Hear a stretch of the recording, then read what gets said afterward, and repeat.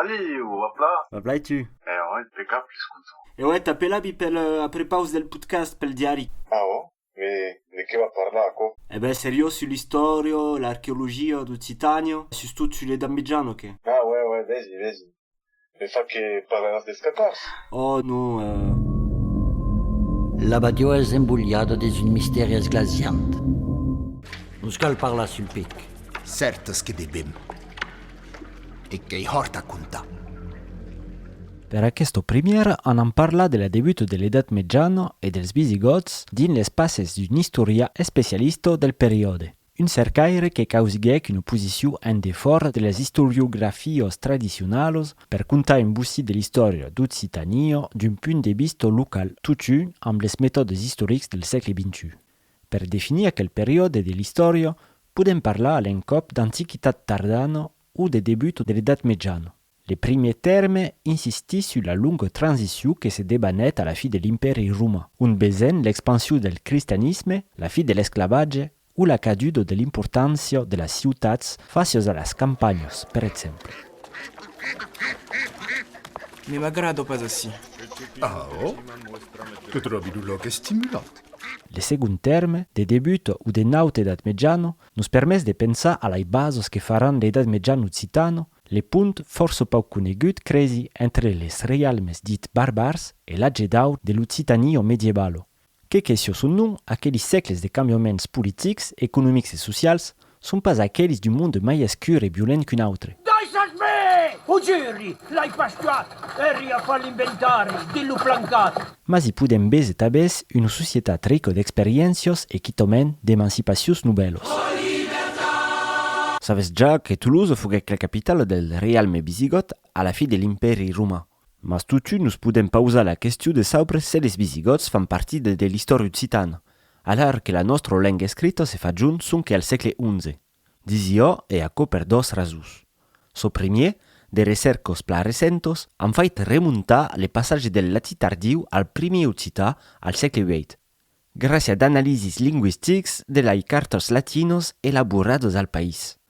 Segundo raso, per integrar les visigots a l'història occitana, és que so que se debanet les causes que se metten en plaça fan encara resuluntent de la vida, les accions, les pensados dels occitats medievals e beleu mai tard encara. C'est le précurseur Occitania, de l'Occitanie. A Toulouse, duncos, la destrucció des vestigi del Palau Reial en 1989 nos faig perdre l'escasença de nos representar aquel tros d'aquella primera història occitana.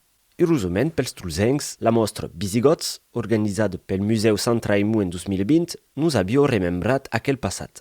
La mostra és encara visible d'un viatge virtual sul site del museu.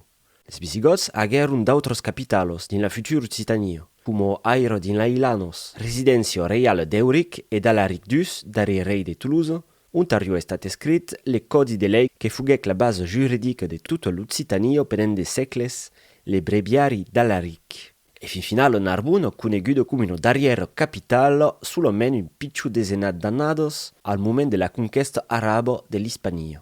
Pas mens, és so que se pensava.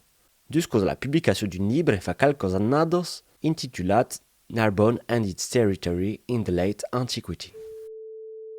Well, my name is Frank Rees. I'm 82.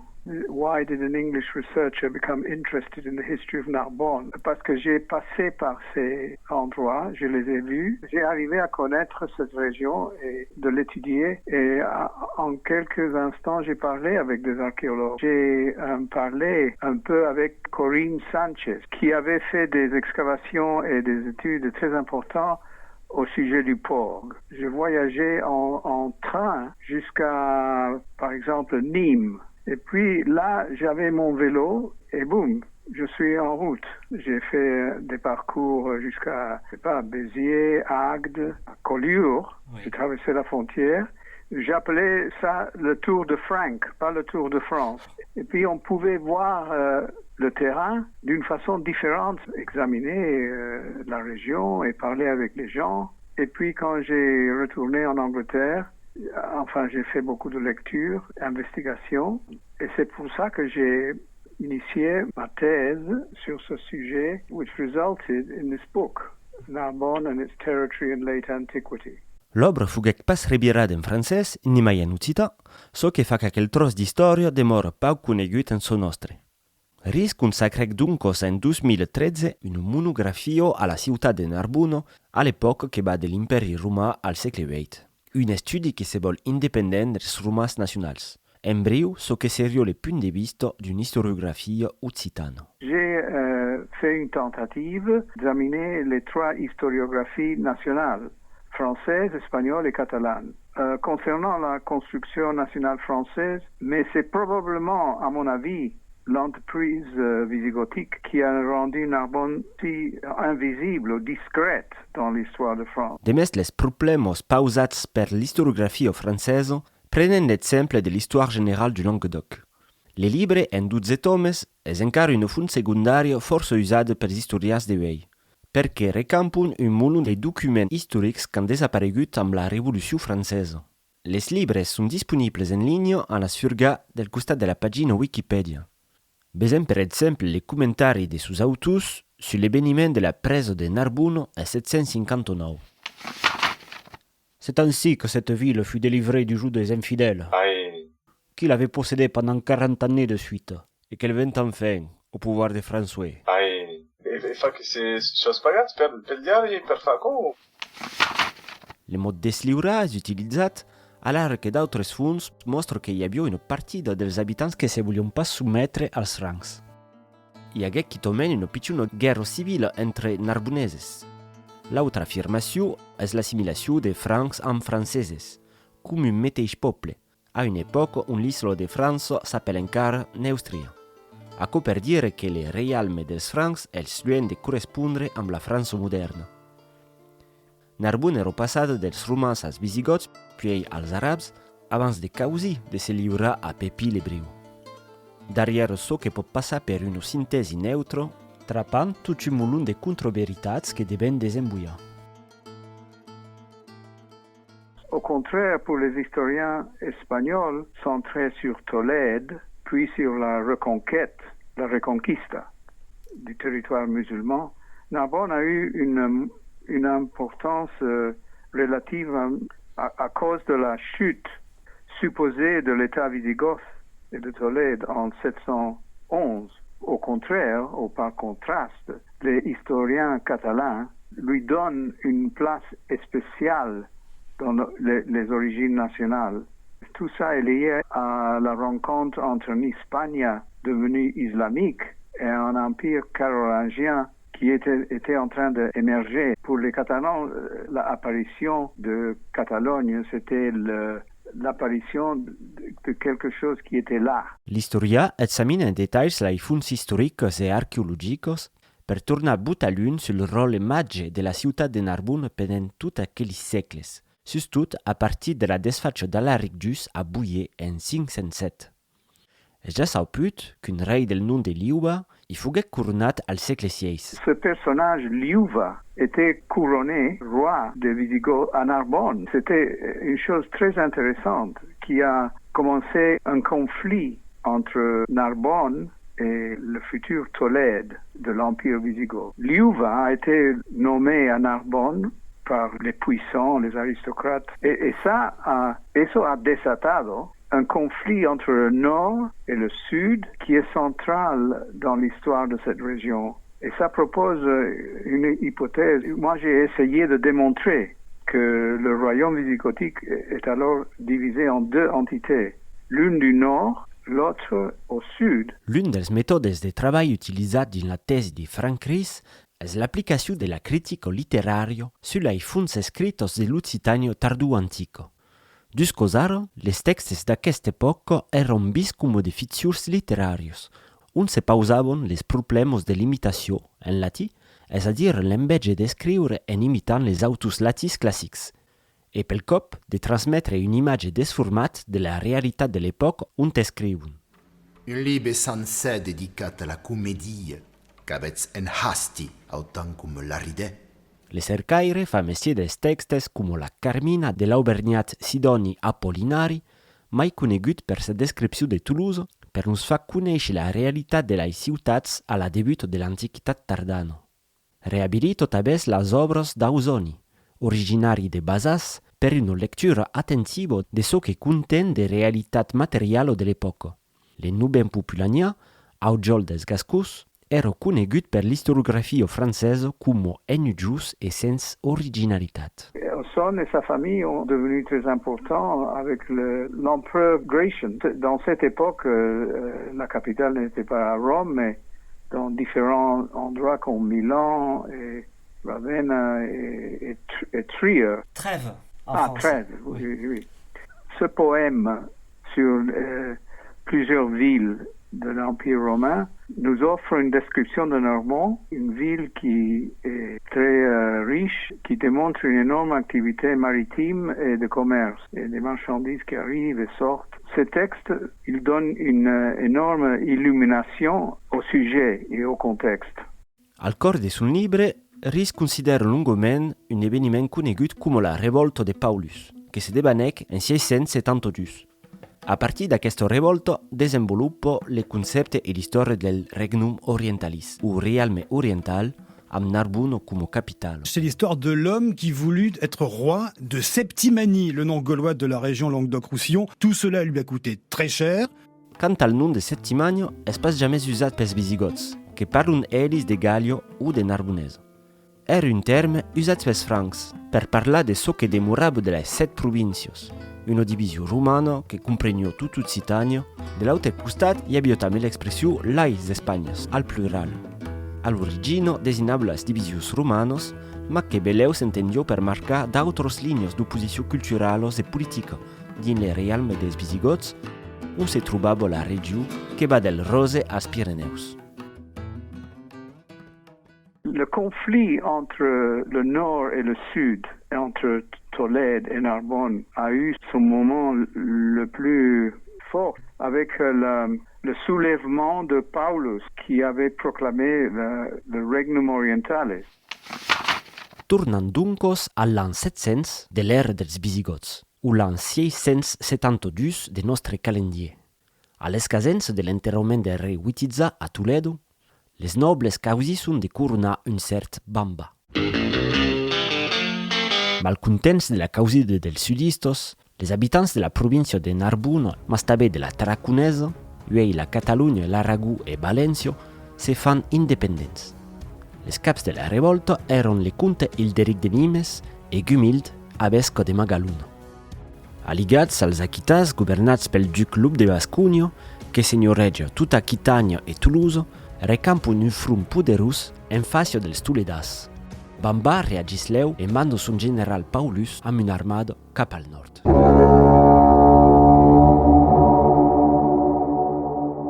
Le nouveau commandant s'appelle Général Paulus. Il était svelte. Il avait l'air intelligent. C'était quelqu'un de posé. Ce n'était pas un officier de combat comme les autres. Oh, non. Era le general allemand de Stalingrad, que desobéiguait que se rendait als soviéticos. Ah oh? Qu'elle est même au nom que le général visigoth Paulus. Qui? Chos. Ah oh? Esperi que le monde comprendra, hein? Interessant. E allora, miseri, sabem pas così exactament la causa se debaneron. Tutun, le rescontre entre Pau e les rebels e puleu espantant. Vous devez être força cansat après un viatge tan long. Non, pas particulièrement. Espère qu'avez pas besoin de quelque chose. Non, merci. Eh bien, alors, vous désirez la pace. Un cop arribat a Narbonne, Hilderic e Gumild prepausen a Pau de le fa curna rei din aquesta vila. Paulus a changé de camp. Ce n'est qu'à ce moment qu'il a soutenu ce mouvement-là. Il a été envoyé pour détruire la rébellion, mais il s'est passé à l'autre côté. Problème manque sonque una corona. Les amics novels mandun de cavaliers per anar a cercar una corona d'aur a Geruno, che era de fait una corona votiva, destinada a decorar una iglesia. Faito d'aur e de peiro precioso, como aquellos descobertos a Guarassar al segle XIX et conservados en partido al Museo de Cluny à Paris. Paulus est perfectionniste et ambitieux. Il était toujours tiré à 4 épingles. Il n'y avait pas un pli sur ses costumes. Un cop reglado la fa della Curuno, s'organizzait le couronnement del rei. Il s'est passé à l'autre côté parce qu'il a pris de l'avantage pour se couronner avec la couronne symbolique importante qu'il a volée. Il s'est fait couronner à Narbonne et puis il s'est proclamé Rex Orientalis. Ça démontre la force des pensées régionales centrées dans the Eastern Kingdom. Es que han enganyat a partir d'aquí, ho te pot parire, mais la femme sembla pla partit. Un cop la ceremonios pla adubados e beleu Giuseppes de la festo, le rei nobel de la partidos orientalo dell'Espagna, Pau aurio decidit d'escriure une pulido lettre al rei Bamba, tutto pleno d'images de paysaggi tortuoses e sustut de bestios salvaginos. Il n'avait aucune idée de ce qui allait se passer. Escribi al rei del sud, eu, lu rei d'Orient, al nom de Diu, Flavius Paulus, rei subirà de la partidos orientalos, a Bamba, rei de la partidos meridionalos d'Espagna. Fazes-nous saupre, guerrier brabe e generus, e ensenyas-nous, seniu que vivets din les bosques e lai rocos, sabet ja subremuntats lai centola mai rudos e les estrells de lai montaños.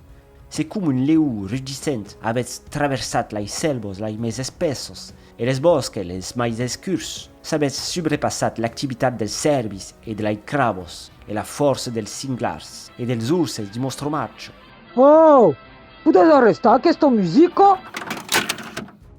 Car se tot capit a vostre grat e che vos preixatz cap a nus per nos fa ausi lo can del rossignol e che cum in brave capitani sets resolugut a nos combatre, avessun che a debalà de la montagna che nos separu. Traprez aquí un atleta che vos espero din la plano e amb qui poirez mesurar votre spado. Bun, nus cal dire che per un mulun de cercaires aquesto carto es falso. E serio infatti uno satiro politico scritto per Giulia de Toledo. Giulia è l'autor di un'istoria del rei Bamba un nus conta la seguida dels eveniments. Sun istoria rapporta les faits d'un viatge pla precis, e per l'epoca existis gaire d'eveniments politics tapla documentats. Le roi Bamba s'est vu obligé à faire une invasion par mer et par terre de Narbonne et aussi Nîmes. Bamba mandèc un armado cap al nord, che si divisec en 3 cos un cop arribada a Geruno. Davant ells se dreichava tutta una linea de fortalesa le long dels Pirineus, che contenion de tresaurs d'aur e d'argent. Al mateix temps, una flota de desembarcament se n'anava cap a Narbona. L'essetge de la ciutat fuguet organitzat a l'encop per mar e per terra. D'armos de setge, de catapultos, fugueron montados prep de lai parets. Una battaglia cosa a cosa descanestro davant lai portos que sun incendiados, mentre que de trupos desembarco de naus d'empioi le canal que menavo a la mar. La resistencia de Narbona es organizzata per Ghitimir, la vesco de la Bilo, mentre que Pau es absent.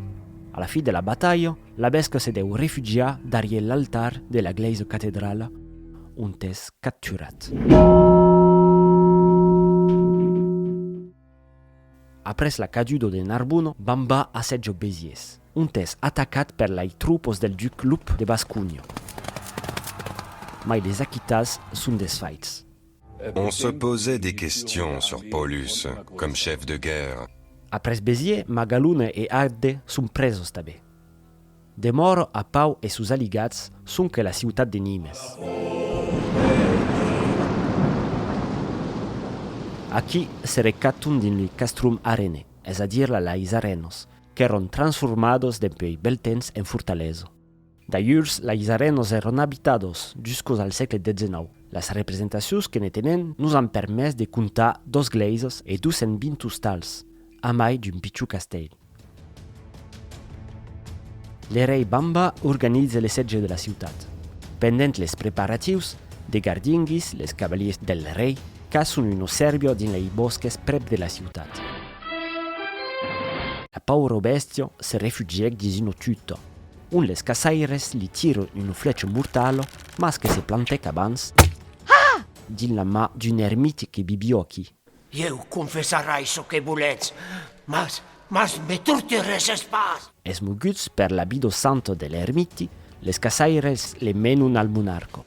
Una phase arriba de la plus nauta gravitat. Geli, come era son nom, refusèc les presents que li voglio fa le rei, mas demandèc en contropartido de bastir aquí un monasteri.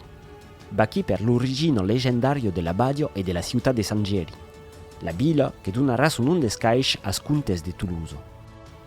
Mas tornant a deveniments mai segurs. Le 31 d'agost de 673, les armados sudistes assautent la ciutat de Nimes. Paulus croit toujours pouvoir tenir. Aquí és un moment interessant perquè sabem beleu ce que volen les habitants de la ciutat. Se rapporta que combatteron del costat de Pau. Això vol dir a l'encop que hi havia encara un espèr de gagnar aquesta guerra, mas també que la tria de Pau com rei era també una voluntat popular. La batalla dura jusqu'au lendemain et est à punt de s'acabar per la desfaita dels separatistes. Mais Paulus ne fait rien.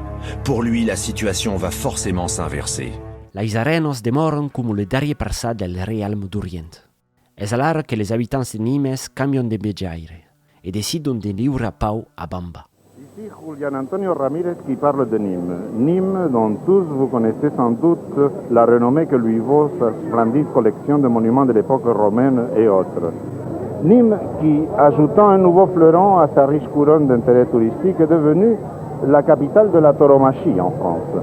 Est-ce que les toreros espagnols ne trouvent pas de difficultés S'ils arrivent très bien à s'acclimater aux conditions de la piste quand même, et dans laquelle les succès ont leur importance aussi bien que les désastres.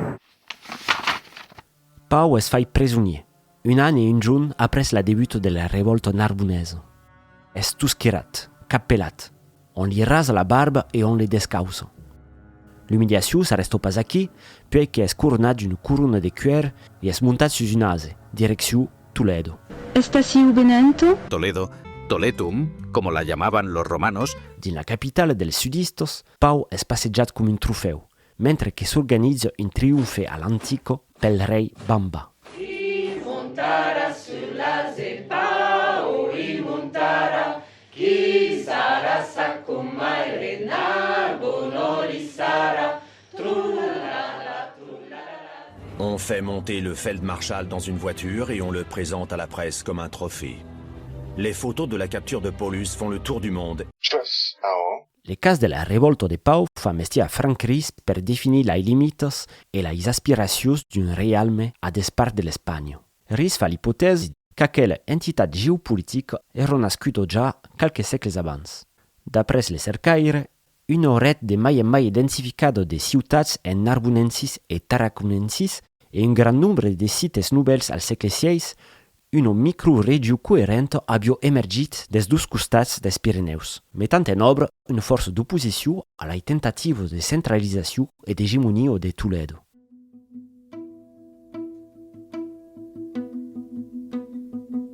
Per tant, existeix un altre episodi important per l'història d'aquell realme d'Orient. Un moment où existait de manière complètement indépendante, puisque le realme de Toledo era già tombat just la conquesta araba. En 710, une autre guerre civile esquire les Espagnos. Al sud, les partisans del rei nouvel, Roderic, luttent contre les fils del rei précédent, Witiza. Mas al mateix moment, un altre armado desembarca al sud. Per astre, qualcun va arribar que es pla ensenyat sus les ruses del malign. Un home credi ben que coneissets, mai que pla. Les armados berberos menats per un cert Tariq ibn Ziyad, aquell que ha donat son nom a Gibraltar, Jabal Tariq en arab, la roca de Tariq, profiten dels conflictes per atacar le rei Roderic. Le rei andalús es tuat dins una de les premières batalles a Guadalete en Bético, ce qu'appelle mieux l'Andalusio. Aquí per l'historiografia spagnola e per un mulun d'història d'Espanya, aquello desfaito marca la fin del realme visigot. Per tant, caldrà encara esperar quasiment 10 annados perquè les arabus berbers passen les Pirineus. Què se passèc alara après la mort de Roderic?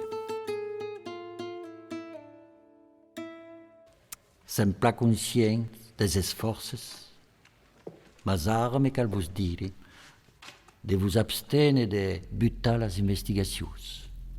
Per ne sau premai, nus cal agacciar ai funds arabos, che sono ai mais ancianos conservados. Demest aquestes obras hi ha le libre de Ibn al-Qutiya, un nom che vuol dire le figlie della Gotto, che scriguec al segle X una storia della conquesta dall'Andalus. Adunc kepsumi de m'accorda l'accès a la libreria. Per gli historias, Ibn al-Qutiya scriguec un'opera de propaganda andaluso, cario fa il mestier per rapprochare les visigots del naus conqueridus. L'autor indica tutto un'informazione preziosa, perché explica che le rei Witiza auriu lasciat 3 fills, dels noms Dalmund, Wukila e Artabash. Del costat cristià, la lista des reis espanyolos menciona un cap rei apres Roderic. Mas en Occitanio, una lista de reis retrobada a Clermont d'Albernio menciona quitament pas Roderic. Che voi vede so che probabile la sola e unica copia. Al contrari, nus balie lai datos des regnes de Witiza che conoscem già, mas ajusto tabès 2 reis desconeguts des espanyols, Aquila e Ardu. Ja pas una fena din tun istorio. Aquila correspond quasiment al nom de Wukila, un fill de Witiza transmès per Ibn al-Qutiya, mentre che le nom d'Ardu podrio esse le diminutiu d'Ardabast. Ensaiem des hatriba ja la serimano ta resolve aquer enigma passionanta.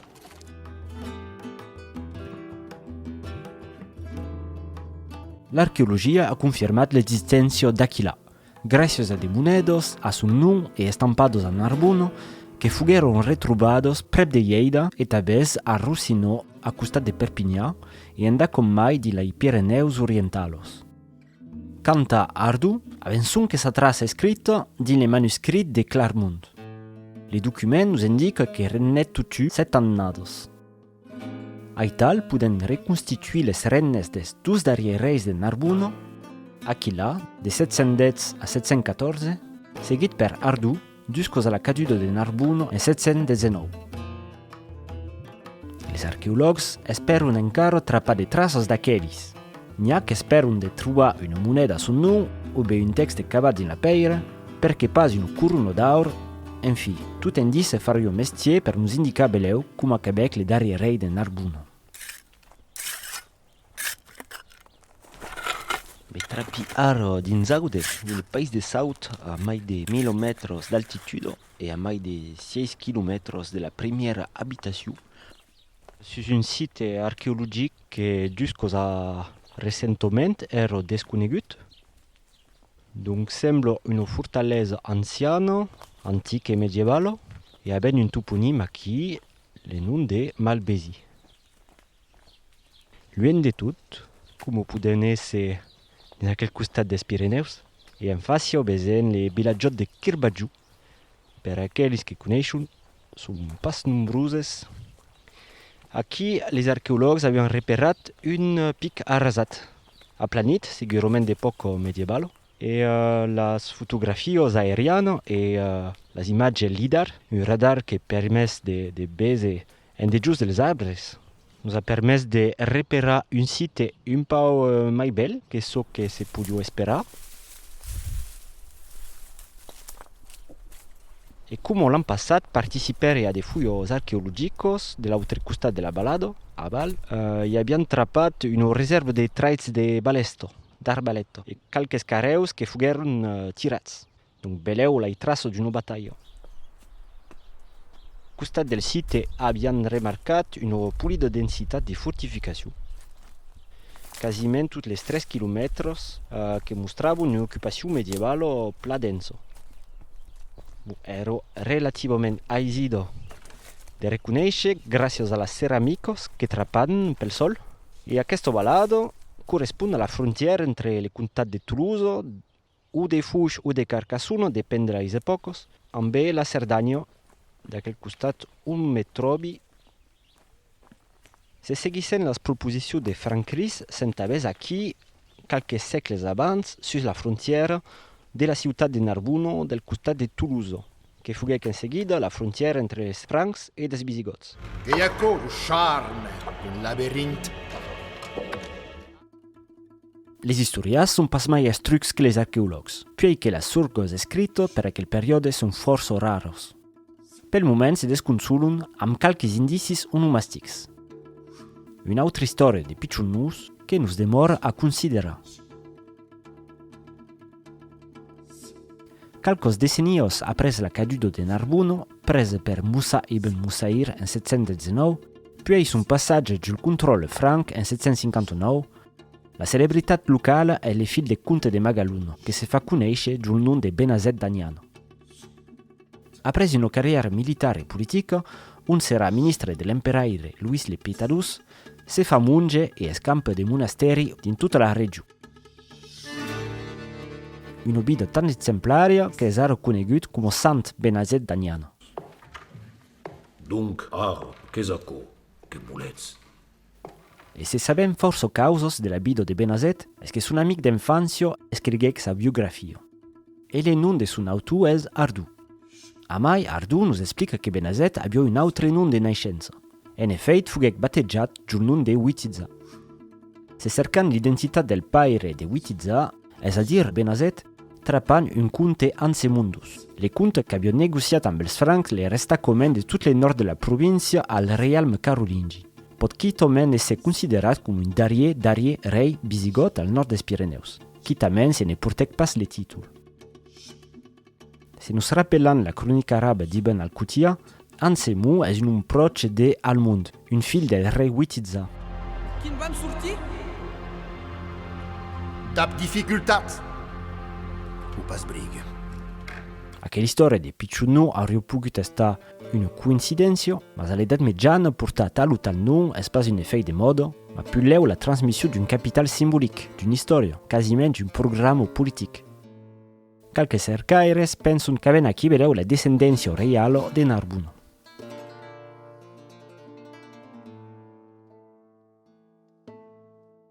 Accabi sul soggetto amb una altra pista de recerca che seria quella d'un manoscritto città perdut, mas che non deixec beleu una traça in un'altra obra.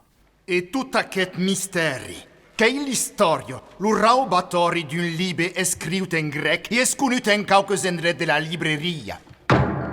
Aquesta és le roman de Filomena, del nom de son autor legendari. Le roman è scritto in una città cap all'anno 1250 e che conta les origines legendàries de l'Abadio de la Graça. L'altre nom d'aquel roman és la gesta de Carlesmagny, a Carcassonne e Narbonne.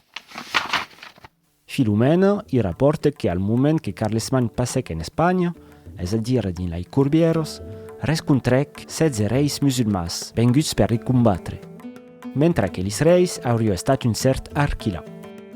Un Archila arab, enemic de Carlesmagny. Mesdames, anche la face non un po' fusche, Paco. Va qui un pulit cop del telefon arab, come va sabion fa les autors medievals. Nous indique beleu qu'un autre relat existissió sur la vida del rei Archila entre les segles 8 et 13 que faguec messia a Filomena per escriure son història, qui també se ne mesclagnet les sentit.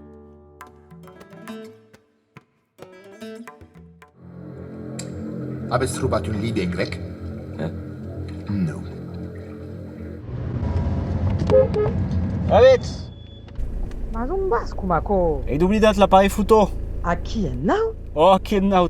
E bem, bunastre, eh? A cop que bé.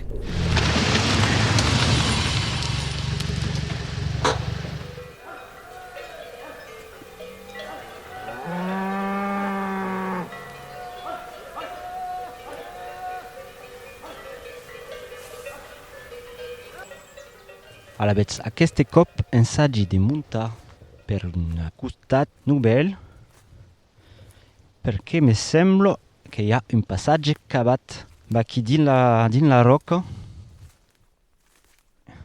Ouais, és giusto prou larg per passar a peu. Pensi pas que se podia passar amb un cavall. Donc, espace datable pot ser préhistorique ou médiéval ou entre les deux, me semble ancien tutu.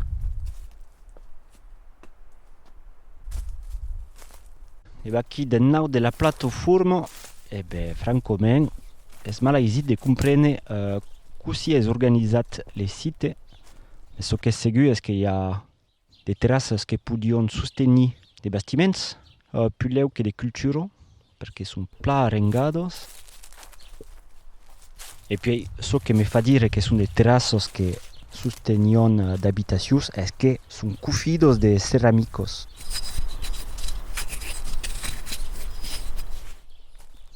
Sensus un villagiot e un escalier, un castrum, come on abbia un fun all'intorno della Mediterraneo. E aquí tout en nau sul pic arrasat avevano visto dus cosa renos del castell, dell'altre costat le Canigou, all'ouest les munts d'Arieggio e besi tabes le Bugarache, che es pas trop lluny a Bulado d'Ausel. Pel fait que hi hagués sonc una font historica que parla d'aquell castell, s'és pensat que foguet una plaça ocupada gaire temps. Al contrari, els arqueòlegs que l'han vist han identificat diversos períodes d'ocupacions. E per acabar, hi ha també un petit objecte que ha entrapat aquí, que nos va un indici, és en os o en ivori, e que sembla que és un stilet, l'augiol dels estilos, un objecte per escriure sus des placos de cera d'abello. És un objecte força rare e que trapan pas subent de les fulles que tomen completos de sites arqueològics. Donc aquí hi hagué cot segur una comunitat que visquèc pendent des segles, on hi havia de monde que sabia escriure. Aquò és un exemple d'aport concret de l'arqueologia, quand avem pas trop de textes o de fonts històrics. Habes descobert forces causes d'empoi que sets in la badia. L'has trobat l'appareil foto? Tornant a Narbona per un darrer racconte amb un eveniment que dubrís le libre de Frank Ries. L'historià nos fa le racconte quasiment giornalistic d'una visita oficiala de representants de Carlesmagny, les famoses missi dominici.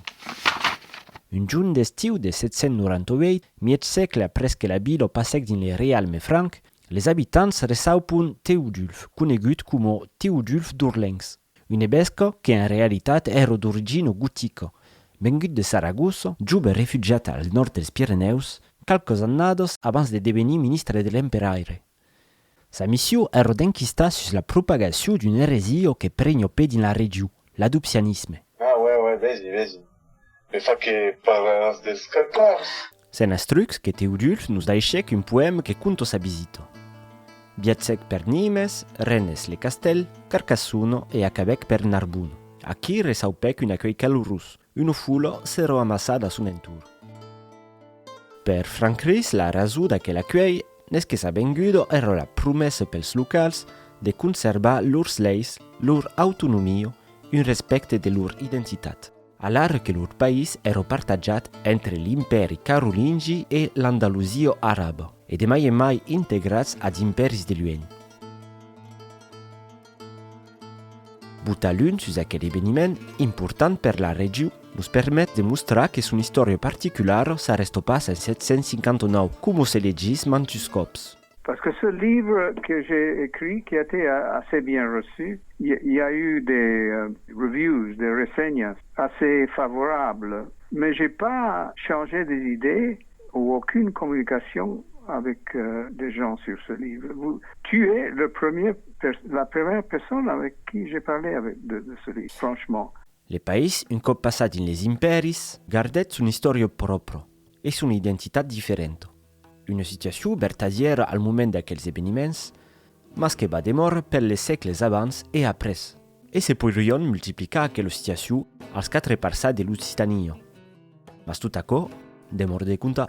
Ce n'est pas vrai que Narbonne n'est pas une ville avec peu d'importance, parce qu'enfin, le livre démontre ça, et nous savons ces choses. Mais je pense qu'il y avait plus d'intérêt dans les Cathares et ces événements qui étaient associés avec les châteaux et la région de Narbonne. Podi pas viure co, pas como Salvatore! Va pla.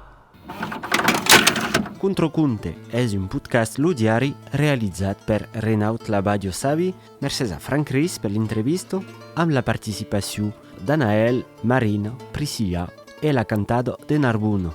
Extrait del film Le nom de la rose amb les comèdias de la colla de Kuntam e Mercè Jampla, Pierre Olivier de TF1 Video. Archivos sonoros Radio Paris et France Inter. Musicos Maël Goldwasser et Frédéric Cavalin per l'album Dialectique du Compas. Un podcast fait possible gràcies al sostén dels nostres partenaris, la Regió Occitània, la Regió Nouvelle-Aquitània, la Delegació General a la Llengua Francesa e a les Llengües de França, la DRAC Occitanie, l'Ofici Public de la Llengua Occitana, la Comuna de Toulouse e vosaltres que legissets, escutats e sostenez lo diari, lo media de la cultura en occità. Saco vos agrada e se ne voles mai, vos podeu abonar sul lodiari.com. Merci pla!